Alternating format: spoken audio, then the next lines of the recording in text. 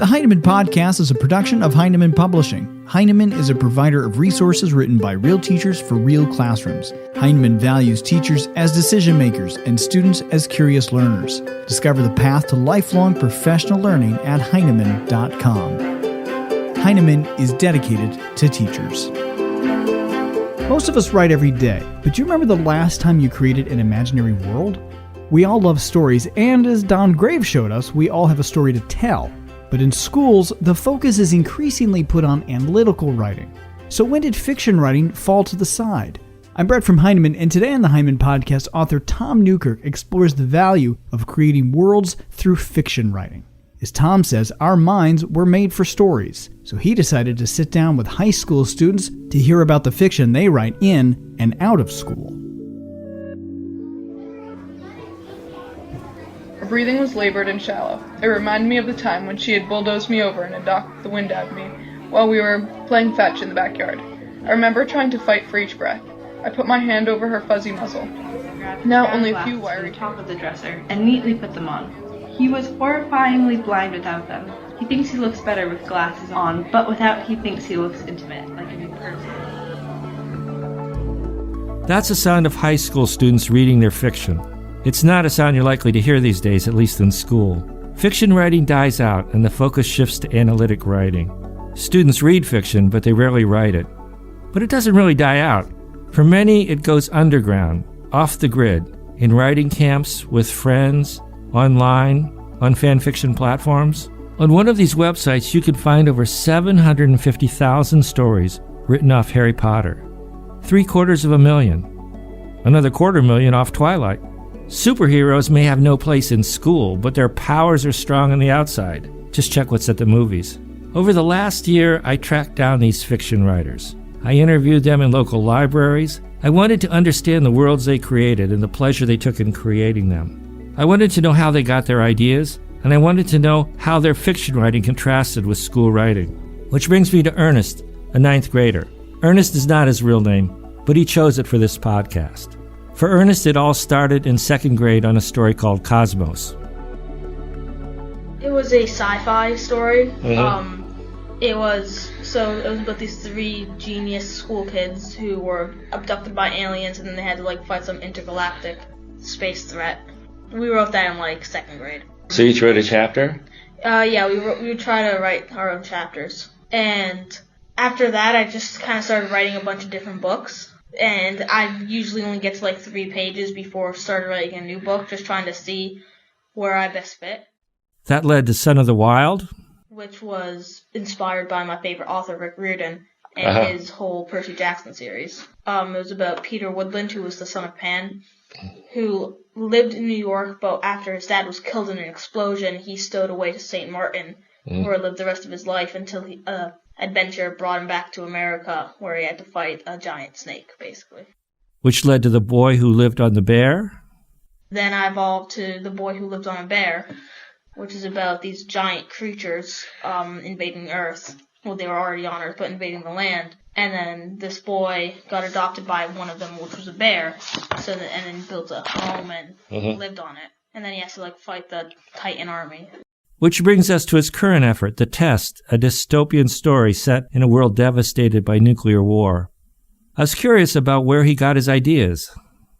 I heard this quote. I can't remember who said it, but you get your best ideas when you're bored or tired.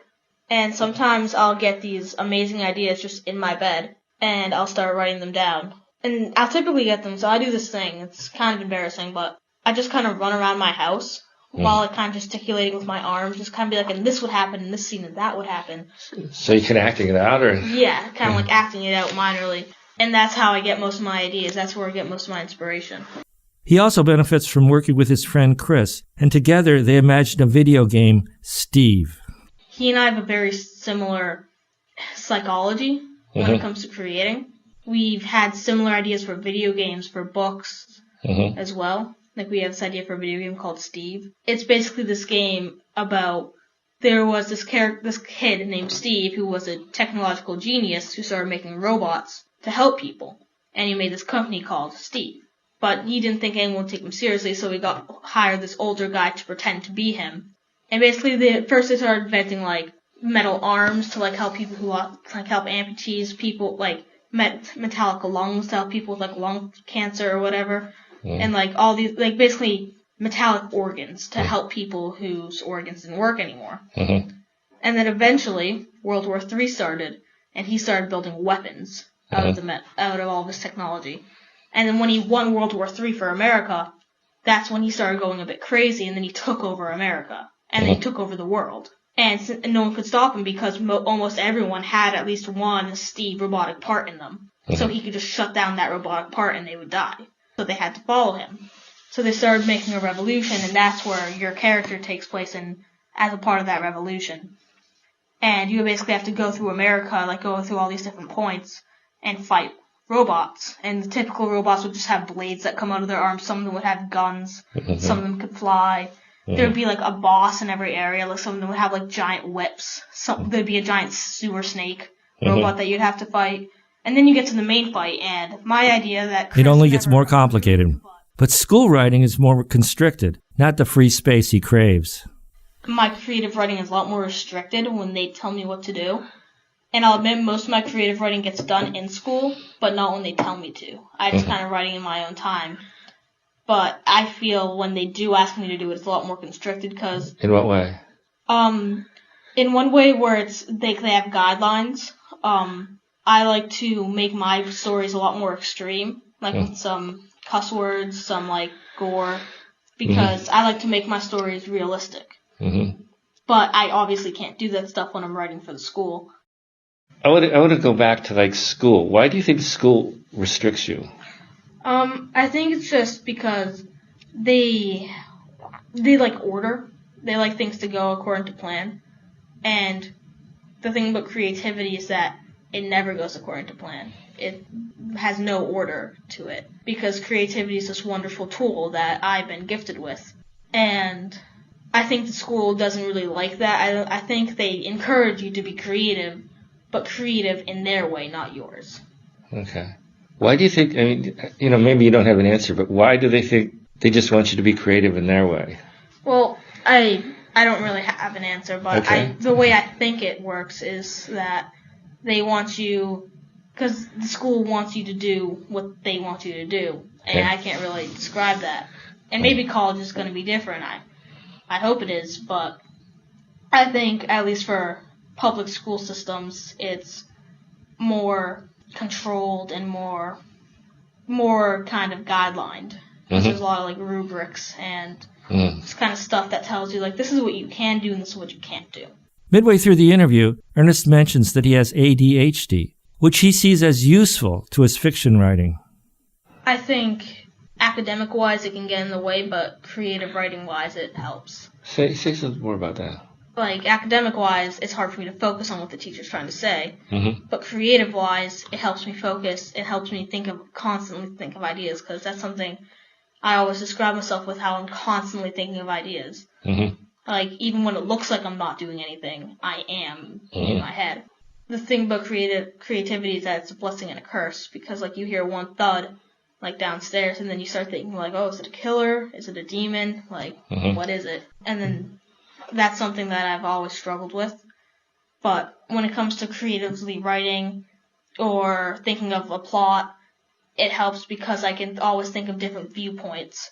Ernest is the second ADHD student I've interviewed who saw it as an advantage in fiction writing. I've always had this fear of not being able to control my own life. But when I'm writing my own book, I do have control.